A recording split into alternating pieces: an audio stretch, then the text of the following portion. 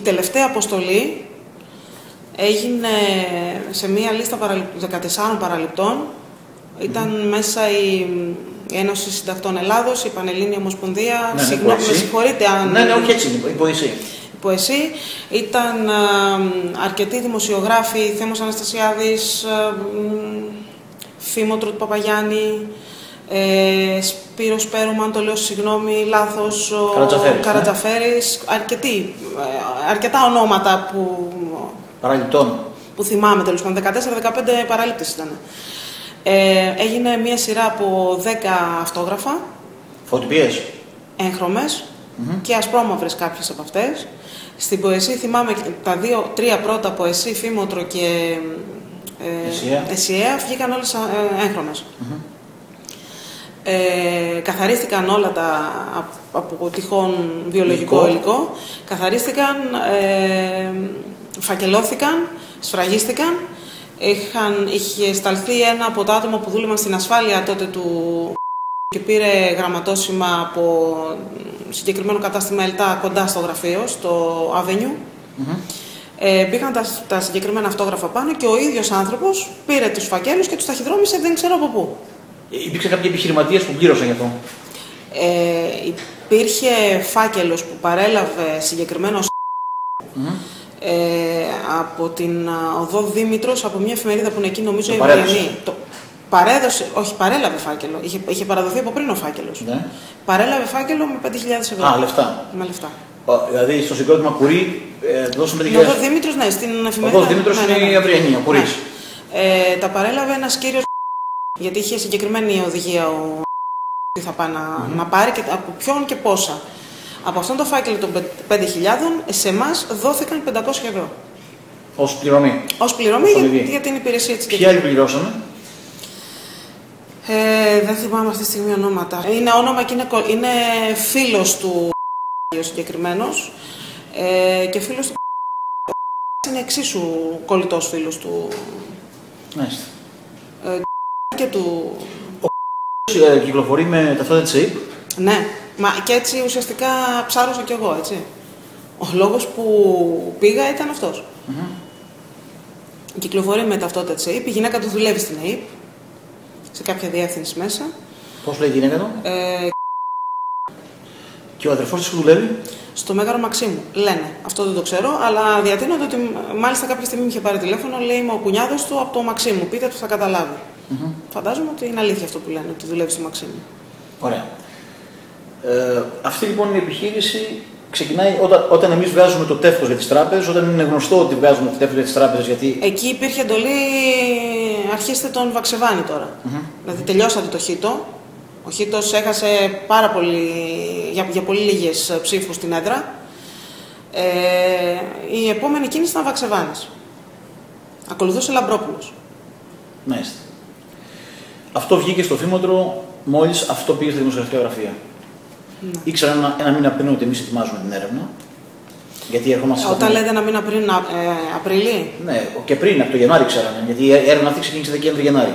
Ναι, οπότε γι' αυτό ταιριάζουν και οι ημερομηνίες που λέμε. Γι' αυτό ταιριάζουν οι ημερομηνίες. Γιατί εγώ είχα πάρει το OK αρχές 7-8 Γενάρη ότι εντάξει μου κάνεις, μετά από το βιογραφικό που είχα στείλει, εντάξει μου κάνεις OK, μπορείς να ενσωματωθείς στο team, στην καινούργια εταιρεία. Και η πρώτη αποστολή των αντιγράφων, τέλος πάντων, των φωτοαντιγράφων αυτών έγινε 5 μέρες πριν το τέλος του μήνα. 25 Γενάρη, εκεί περίπου. Και από εκεί πέρα ήταν ταχτές, σε ταχτά χρονικά διαστήματα. Δηλαδή βγαίνανε φωτοτυπίες από την πρώτη βερσιόν και το Φλεβάρι, το Μάρτι γίνανε καινούρια, τον Απρίλιο και τον Ιούνιο τελικά το τελευταίο πακέτο. Μάλιστα. Η δεύτερη επιχείρηση, πριν πάμε στην εκτέλεση δικιά μου το συμβόλαιο, ήταν με την... Με την είχε ξεκινήσει ένα show από τον Απρίλη. Έπρεπε να κάνω κάποιες φωτοτυπίες, έβλεπα κάποια πράγματα στις φωτοτυπίες που έκανα. Δεν μπορούσα να καταλάβω βέβαια τι γινότανε. Μέχρι που κάποια στιγμή με καλούν στο γραφείο μέσα και μου λέει: κοίταξε να δεις, θα πάρεις κάποια 5.000 ευρώ, εάν μαζί με το κάνεις ένα πάρα πολύ απλό πράγμα, δεν είναι κάτι που θα έχεις πρόβλημα. Ζήτησα να δω τι είναι αυτό το απλό πράγμα. Θα τοποθετήσεις ναρκωτικά, θα τοποθετήσετε ναρκωτικά ικανή ποσότητα να την βγάλουμε έμπορο ναρκωτικών σε κάποιο μέρος, ή στο αυτοκίνητό της, ή στο σπίτι της, ή σε κάποια το μαγαζιά που έχει, κάπου που να την εμπλέξουμε. Δεν είχα επιλογή να πω όχι, δεν το κάνω. Γιατί όταν ξέρεις ότι μιλάνε με μυστικές υπηρεσίες Σκοπίων, όταν ξέρεις ότι έχουν στρατό από πίσω και μπορούν να τον κινήσουν με ένα τηλέφωνό τους, όταν ξέρεις ότι είναι η ΕΕΠ, γιατί δεν ξέρω αν είναι παρακλάδι ή αν είναι υπόδικοι όλα αυτά που φάνηκαν εκ των υστέρων, βλέπω ταυτότητα ΕΕΠ. Βλέπω το μεγάλο αφεντικό της ΕΕΠ να μπαινοβγαίνει στο γραφείο. Το μεγάλο αφεντικό ποιο ήταν? Έκοβε και άραβε την εποχή εκείνη. Έκοβε και άραβε, ναι, στην κυριολεξία όπως το είπες. Έκοβε και άραβε. Και όλοι προσκυνούσαν. Έπρεπε λοιπόν να πραγματοποιήσεις το. Έπρεπε να παρακολουθήσω αυτή την επιχείρηση. Η επιχείρηση έλεγε ότι με κάποιον τρόπο ή θα μου δίνανε. Ξεκίνησε ως εξής. Θα πάρεις λεφτά και ξεκίνησε μια εβδομάδα πριν το Πάσχα περίπου, του 12. Θα πάρεις λεφτά, θα πάρεις λεφτά, εσύ θα είσαι εδώ για να ελέγχουμε τη διαδικασία. Θα φύγει να πάει να βρει. Πώς θα βρει, δεν μας ενδιαφέρει, θα πάει να βρει και θα μας το φέρει πίσω.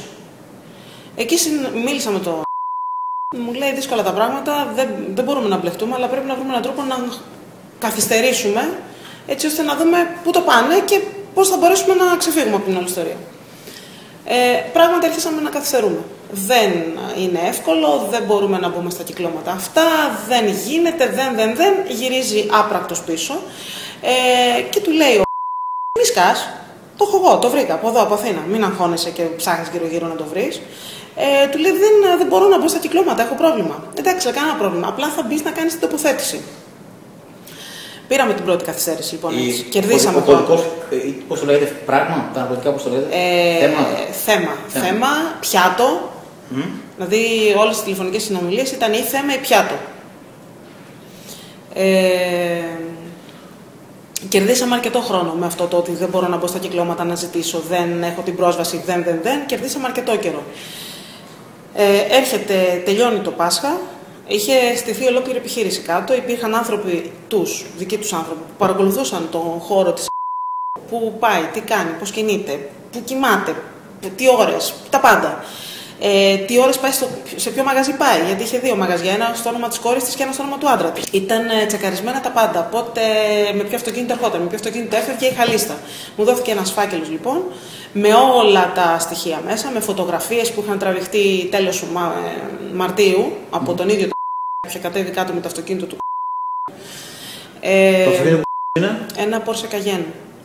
Είχε κατέβει, είχε φωτογραφεί στην περιοχή, μου δόθηκε λοιπόν φάκελος που είχε μέσα φορολογικά στοιχεία του άντρα της, του γιού της, της κόρης, τα πάντα. Φορολογική εικόνα, τι αυτοκίνητα κυκλοφορούν, πινακίδες, τα πάντα.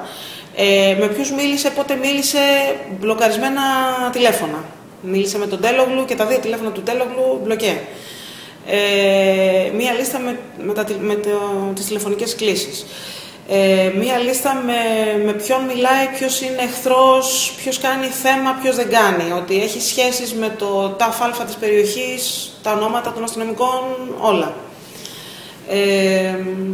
Τι άλλο είχε μέσα, χάρτες, πώς πας στην περιοχή. Και και φωτογραφίες τραβημένες του Καγένου, τις οποίες μας έχεις δώσει. Ναι, υπήρχαν και φωτογραφίες. Κάποια φωτογραφία ήταν μέσα από το ταμπλό του Καγένου, ουσιαστικά κακοτραβηγμένη. Είναι αρκετά καλή όμως για να φαίνεται ότι είναι το Καγένου, το ταμπλό του Καγένου. Ελπίζω.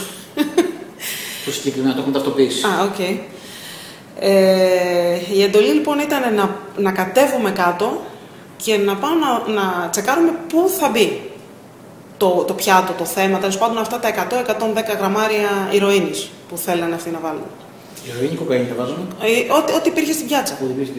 Το ξεκινήσαν από κοκαίνη, αλλά δεν τους χαλούσε και η ηρωίνη. Κάτι βαρύ όμως, έτσι ώστε να τη δέσουν για εμπορία. Είχαν ήδη ετοιμάσει, από ό,τι μάθαμε εκ των υστέρων, δύο, να το πω, κοινά πρεζάκια, οι οποίοι θα υπέγραφαν ότι αγόραζαν από αυτήν για να τη στείλουν. Εγώ δεν κατέβηκα κάτω με το όπως μας είπαν, και δεν κατέβηκα γιατί δεν πληρωθήκαμε για τίποτα. Δεν μπορούσα να βάλω από την τσέπη μου να κάνω κάτι εναντίον κάποιου ανθρώπου που στο κάτω-κάτω δεν μου είχε κάνει για τίποτα. Κερδίσαμε πάλι χρόνο με αυτό το τρίκ, ας το πω. Πίεζε όμως Με πιέζει ο μεγάλος. Με πιέζει ο μεγάλος, πρέπει να δώσω αναφορά στο μεγάλο, τι θα κάνουμε παιδιά. Πλέον είχε χαλαρώσει και ανοίχτηκε, ενώ στην αρχή έλεγε δεν θέλω να με ξέρει κανένας. Έλεγε στο αλλά μεσοτυχία ακούγονταν έξω, έτσι. Δεν θέλω να με ξέρει κανένας, κανόνισε το εσύ. Ξαφνικά άρχισε να μας μιλάει. Παιδιά, γιατί δεν πάτε, τι γίνεται. Ο μεγάλος ποιος ήταν? Ο μεγάλος, από ό,τι φάνηκε πάλι εκ των υστέρων, μιλάει για. Είναι αξιοσημείωτο ότι μέσα στο υλικό που σου έχουν δώσει, το οποίο έχουμε στην κατοχή μας, υπάρχει η εταιρική φωτογραφία της από το φάκελό της στην τράπεζα. Ναι, προφανώς από εκεί ήταν όλα τα στοιχεία.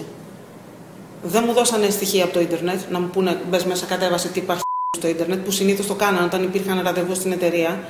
Για οποιοδήποτε θέμα ερχόταν κάποιος να δει το πριν γινόταν ξεσκόνισμα. Θα έρθει αυτός σε μια μέρα, σε μια ώρα, σε λίγο, μπες και δες τι παίζει στο ίντερνετ για αυτόν, τι ακούγεται. Παντού. Εμάς μας παρακολουθούσε να τη γράφουμε. Ναι, έχω όλα τα τεύχη από την αρχή. Και τι γράφουν οι εφημερίδες και τι γράφουν τα blogs. Είχα συγκεκριμένη δουλειά. Τι γράφει Newsbeat, τι γράφει Newsbomb, τι γράφει το Φήμοτρο, τι γράφουν διάφορα άλλα blogs, το Ελληνές Centric, που μάλλον έχω υποψία ότι έγραφε ο ίδιος. Γενικά τι έγραφε ο Βαξεβάνης και πώς το αντικρούν οι φίλοι της παρέας. Τα φύλλα κείμενα μέσα. Ναι, οι φίλοι δημοσιογράφοι της παρέας, γιατί υπήρχαν αρκετοί φίλοι, έτσι. Υπάρχουν αρκετοί φίλοι που καλύπτουν.